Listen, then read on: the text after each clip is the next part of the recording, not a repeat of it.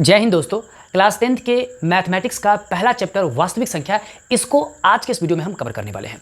According to NCERT syllabus या Bihar board के syllabus या स्टेट बोर्ड के सिलेबस के हिसाब से जो पहला चैप्टर है मैथमेटिक्स का क्लास 10th का वास्तविक संख्या, उसमें टोटल 4 चैप्टर हैं 1.1 से लेकर के 1.4। आज के इस वीडियो में हम 1.1 के बेसिक कंसेप्ट को समझने की कोशिश करेंगे, जिसमें हम बेसिकली यूक्लिड विभाजन प्रमेय का और यूक्लिड विभाजन एल्गोरिदम को समझते हैं। लेकिन इन चीजों को समझने से पहले हम कुछ और बेसिक कंसेप्ट को समझने की कोशिश करेंगे। तो चलिए हम स्टार्ट करते हैं। आज के इस वीडियो में जो हम इन चीजों को समझने वाले हैं, यानी कि यूक्लिड विभाजन प्रमेय का और यूक्लिड विभाजन एल्गोरिदम को समझने से पहले कुछ संख्याओं के बारे में हम जानकारी ले लेते हैं, जो कि पिछले 9th और 8th क्लास में भी आपने इन चीजों को पढ़ा होगा। तो कुछ बेसिक संख्या जो हमारे पास होती है वो होता है हमारा प्राकृतिक संख्या। प्राकृतिक संख्या हम किसको बोलते हैं? गिनती की संख्या को हम प्राकृतिक संख्या बोलते हैं, और इसको n से इंडिकेट किया जाता है। यानी कि 1 2 3 4 जब बच्चों को गिनती सिखाई जाती है तो 1 2 से ही सिखाई जाती है या 1 2 से ही सिखाई जाती है। तो गिनती की संख्या को क्या बोलते हैं? हम प्राकृतिक संख्या बोलते हैं, और उसको n से इंडिकेट किया जाता है कि 1 2 3 4 5 6 7 से लेकर के आप इन्फिनिटी तक जो जाते हैं वही हमारा क्या होता है? प्राकृतिक संख्या होता है। दूसरा हमारा संख्या होता है पूर्ण संख्या, जिसको हम होल नंबर बोलते हैं।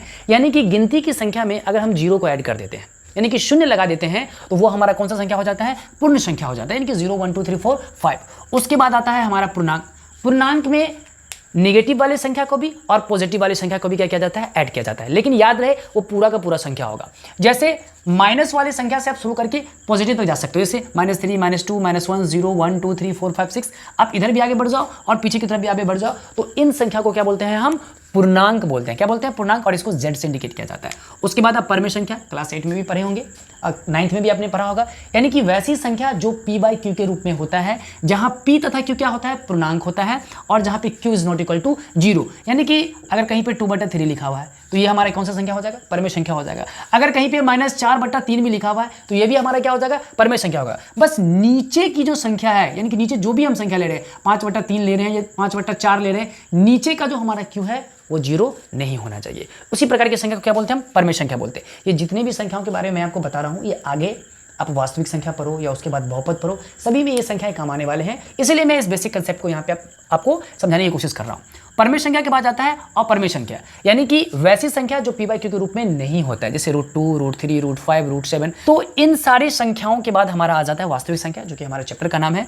और वास्तविक संख्या सभी परमेय और अपरमेय संख्याएं, अर्थात सभी संख्याओं को हम क्या बोलते हैं? वास्तविक संख्याएं बोलते हैं। या इवन हम ये कह सकते हैं कि प्राकृतिक संख्या, पूर्ण संख्या, पूर्णांक संख्या, परमेय संख्या, अपरमेय संख्या, सभी का जो समुच्चय होता है, सभी का जो सेट होता है, उस सभी को क्या बोलते हैं? वास्तविक संख्या बोलते हैं। यानी कि जो भी संख्या आपने पढ़ा है अभी तक, प्राकृतिक, पूर्ण, पूर्णांक, परमेय, अपरमेय, सभी संख्याएं हमारी क्या होती है? वास्तविक संख्याएं होती है। और इन वास्तविक संख्याओं में ही हमें 2 चीजें पढ़नी है अकॉर्डिंग टू हमारा सिलेबस, क्लास 10th का जो सिलेबस है, एनसीईआरटी का जो सिलेबस है, यूक्लिड विभाजन प्रमेय का और यूक्लिड विभाजन एल्गोरिदम। इसको डिटेल से हम जानने की कोशिश करेंगे। लेकिन इन डिटेल को जानने से पहले हम समझने की कोशिश करते हैं कि ये प्रमेय क्या होती है और एल्गोरिदम क्या होता है। प्रमेय का यह एक कथन है जिसका उपयोग अन्य कथन को सिद्ध करने में किया जाता है। किसी दूसरे कथन को सिद्ध करने में प्रमेयिका का उपयोग किया जाता है। जस्ट लाइक आप इसको ऐसे आप समझ सकते हैं कि एक सांचा है, एक मूर्ति का एक सांचा है। उस सांचा में आप गीली मिट्टी को डाल दो तो उसी तरह का हूबहू आपको एक मूर्ति बनकर के निकल के आ जाएगा, या मूर्ति का फिश निकल के आ जाएगा। उसी तरह से बोला जाता है कि यह एक कथन है जिसका उपयोग अन्य, मतलब एक पहले से ही डिजाइन, एक समीकरण है या एक सूत्र है या एक कथन है, पहले से ही डिजाइन है, उसका इस्तेमाल अन्य कथन को सिद्ध करने में किया जाता है। यानी कि पहले से हमारा एक ढांचा बना हुआ है, लकड़ी का फ्रेम बना हुआ है या फिर मेटल का फ्रेम बना हुआ है, पहले से बना हुआ है, और उसमें हमने गीले मिट्टी डाल करके या मोल्ड डाल करके हमने एक हूबहू उसी तरह का स्ट्रक्चर हमने बना लिया। जस्ट लाइक प्रमेय का भी उसी तरह से होती है कि पहले से ही सिद्ध किया हुआ एक कथन है जिसका उपयोग अन्य कथन को सिद्ध करने में किया जाता है। प्रमेय का हो गया। और एल्गोरिदम आपने पढ़ा होगा, एक सिस्टमेटिक वे है एल्गोरिदम, मतलब किसी विशेष प्रकार की समस्याओं को हल करने के लिए एक सुपरिभाषित चरणों की एक श्रृंखला होती है। इस चैप्टर में आगे चल करके, यानी कि इसी चैप्टर में जब हम HCF निकालेंगे तो HCF में इसी एल्गोरिदम का क्या होता है? इस्तेमाल होता है। यानी कि हम जो यूक्लिड विभाजन प्रमेयिका पढ़ेंगे और यूक्लिड विभाजन एल्गोरिदम पढ़ेंगे, तो प्रमेयिका का इस्तेमाल करके ही हम एल्गोरिदम क्या करते हैं?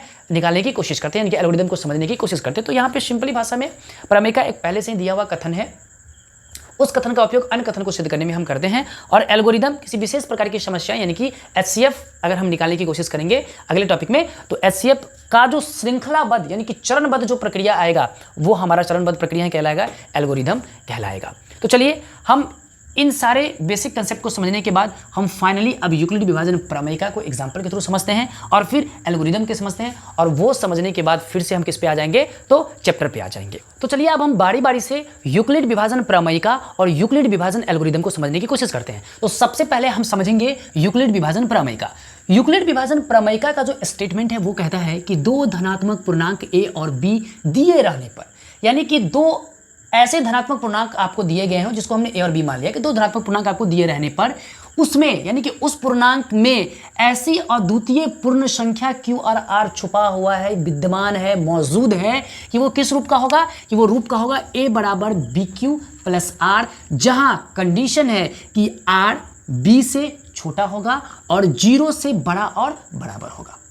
क्या बोल रहा है ये स्टेटमेंट कि दो धनात्मक पूर्णांक a और b दिए रहने पर मान लीजिए कि आपको दो धनात्मक पूर्णांक 25 और 8 दिया हुआ है।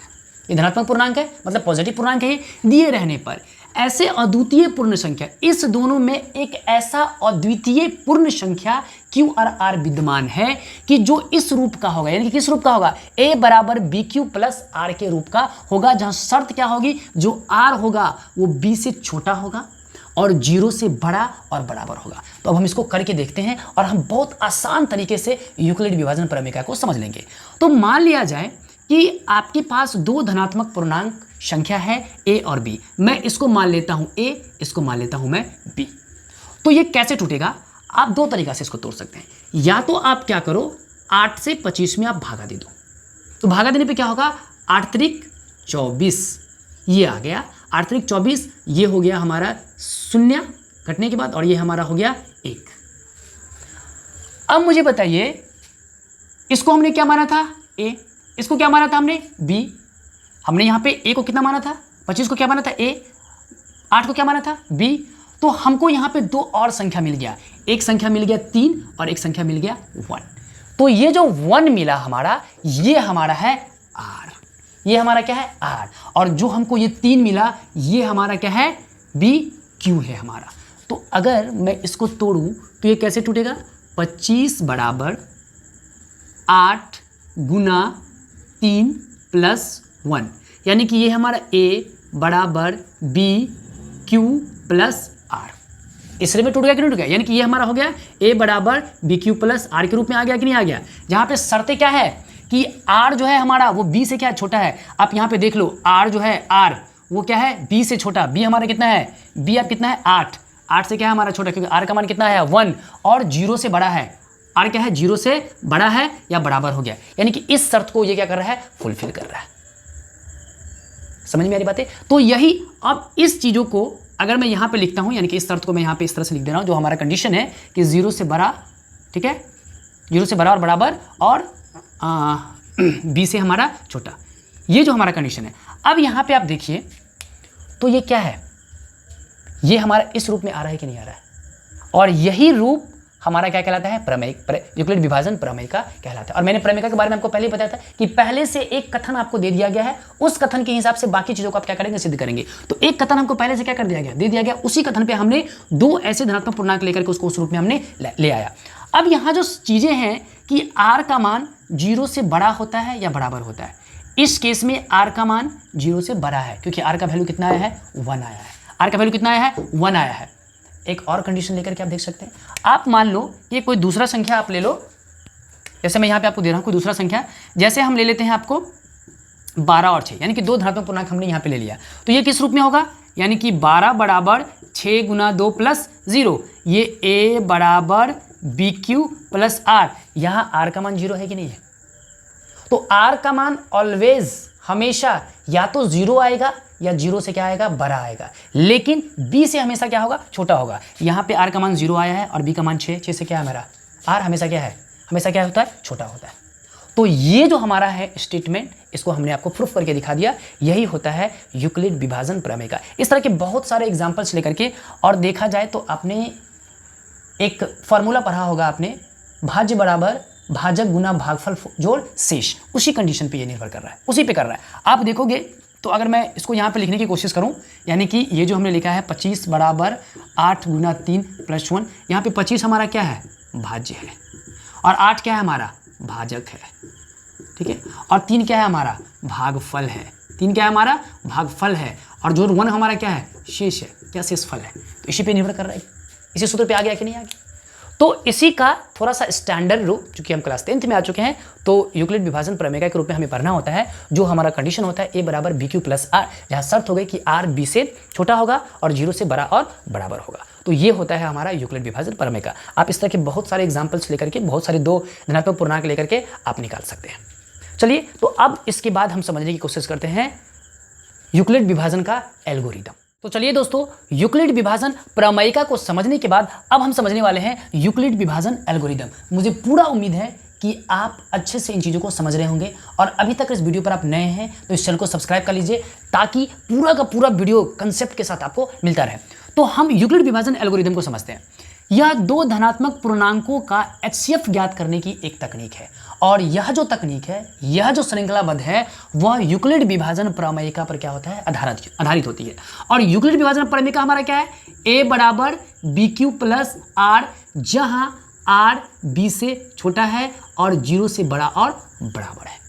तो इसी प्रमेयिका पे हमारा यूक्लिड विभाजन एल्गोरिदम काम करता है। यह एक तकनीक है HCF ज्ञात करने का। आपने बहुत बार HCF ज्ञात करने के बहुत सारे तकनीक जाने होंगे। HCF ज्ञात करने के लिए हम जनरली HCF ज्ञात करने के लिए एक भाग विधि का इस्तेमाल करते हैं और दूसरा गुणनखंड विधि का इस्तेमाल करते हैं। तो अभाज्य गुणनखंड विधि के द्वारा हम क्या बोलते हैं, HCF ज्ञात करने की कोशिश करते हैं या निकालते हैं।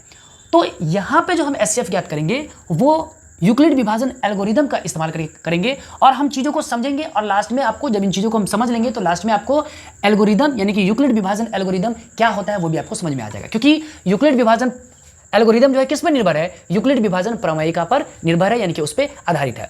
तो हम सबसे पहले 2 एग्जाम्पल लेते हैं। सपोज कि आपने यहाँ पे 2 एग्जाम्पल ले लिया, 12 और 8। आप इसको a और b भी आप मान सकते हैं। तो इसको अगर हम गुणनखंड विधि से निकालते हैं, तो कैसे निकालते हैं? 12 को सबसे पहले हम तोड़ेंगे तो 2 आएगा, फिर 6 आएगा, फिर 2 आएगा, 3 आएगा, और फिर 18 को जब हम अभाज्य गुणनखंड के रूप में तोड़ेंगे तो 2 9 से लगेगा, फिर 3, यानी कि 12 का जो अभाज्य गुणनखंड आया कितना आया? 2 का स्क्वायर गुना 3 आया, और 18 का जो अभाज्य गुणनखंड आया वो हमारा 2 × 3 का पावर स्क्वायर हुआ। तो यहाँ पे हमारा HCF कितना आ गया इस दोनों का? यानी कि 12 और 18 का HCF हमारा कितना आ गया? सबसे मिनिमम घात वाला को लेते हैं। इसमें 2 का घात 2 है, इसमें 2 का घात 1 है, तो ये हमारा 2 आ गया। ठीक है, उसमें 3 का घात 1 है, इसमें 3 का घात 2 है, तो ये हमारा 3 का घात आ गया। यानी कि हमारा HCF यहाँ पे कितना निकल गया? 6 निकल गया। ये गुणनखंड विधि से हम आसानी से निकाल लेते हैं। लेकिन मान लिया जाए कि बड़ा संख्या दिया रहेगा, अगर छोटा छोटा संख्या दिया, 12 18 दिया है, 25 40 दिया है, इसके बारे में आपको पहले से पता है कि इन संख्या से लगाने पे ये पूरा का पूरा कट जाता है, तो बहुत आसान तरीका से आप गुणनखंड विधि से निकाल सकते हैं। लेकिन अगर बहुत बड़ा संख्या है, जैसे 867 और 255, ये 2 संख्या आपको दिया गया। अब इसमें ये तो थोड़ा सा इससे बड़ा है, लेकिन इससे भी बड़े संख्या होते हैं जिसका अभाज्य गुणनखंड विधि द्वारा निकालना क्या होता है? डिफिकल्ट होता है। यानी कि आप आसानी से अभाज्य गुणनखंड विधि का इस्तेमाल करके आप नहीं निकाल सकते हैं, जनरली जिस तरह से हम छोटे संख्या को निकालते हैं। तो इस तरह के बड़े संख्याओं का HCF अभाज्य गुणनखंड विधि से न निकाल करके हम यूक्लिड विभाजन एल्गोरिदम का इस्तेमाल करते हैं, जो इसके प्रमेयिका पे आधारित होती है। तो कैसे होता है मैं इसको दिखाता हूँ। जैसे मान लेते हैं कि आप 867 और 255 का HCF निकालना है, गुणनखंड विधि से नहीं, किस विधि से? एल्गोरिदम विधि से। तो हम यहाँ पे क्या करेंगे? 867 में 255 से भाग लगाएंगे। ठीक है, आप जानते हैं ये जो हमारा फार्मूला है, यानी कि ये जो हमारा प्रमेयिका है, a बराबर bq प्लस r, कहीं ना कहीं इसी पे तो आधारित है। भाज्य बराबर भाज्य गुना भागफल और जो शेष, तो हम भागा देते हैं। तो सबसे पहले हम इसमें कितना से लगाएंगे? 3 से लगाएंगे। 3 से लगाएंगे तो 5 दिया 15, 5 दिया 15, 116 के 6 से 3 6 765 आएगा। ये घट के हो जाएगा 201, 102 बचा। अब इस 102 को हम भाजक के रूप में इस्तेमाल करेंगे और ये हमारा भाज्य हो जाएगा, यानी कि 102 से हम 255 में भाग लगाएंगे। ये भाग विधि से आपने पहले भी कई बार सीखा होगा, ये आपके गुरुजी सिखाए होंगे। फिर इसको लगाते हैं अगर हम, तो ये कितना से लग रहा है आप देख सकते हैं, ये लग रहा है 2 से लगाते हैं तो 2 दूनी 4, 0 2 1 2, ये कट के 5 में 4 गया 1, ये बच गया 5, ये हमारा 0 51 हो गया। अब पुनः 102, यानी कि ये प्रक्रिया तब तक चालू रखनी है जब तक कि शेषफल हमको 0 ना आ जाए। शेषफल क्या आ जाए? 0 ना आ जाए। जहां पे शेषफल 0 आएगा वहीं पे हमें HCF मिल जाएगा। लेकिन ये भाग विधि हुआ। अब इस भाग विधि को हम चरणबद्ध रूप से सजा करके लिख देंगे, जो हमारा क्या हो जाएगा? यूक्लिड विभाजन प्रमेय का हो जाएगा। तो यहां से अगर कितना से लगेगा? 2 से लग जाएगा, 2 1 2, 5 दूनी 10, पूरा का पूरा कट गया और हमारा शेषफल क्या आ गया 0। अब यहाँ पे आपको रुक जाना है। मैंने आपको कहा कि जब भाग विधि से बनाएंगे तो लास्ट में जहाँ पे शेषफल आ जाए वहाँ पे आपको स्टॉप कर जाना है, तो स्टॉप कर गए। अब इस पूरी प्रक्रिया को देखिए, तो यहाँ पे मोटा मोटी आपको चरणबद्ध प्रक्रिया आ रहा होगा।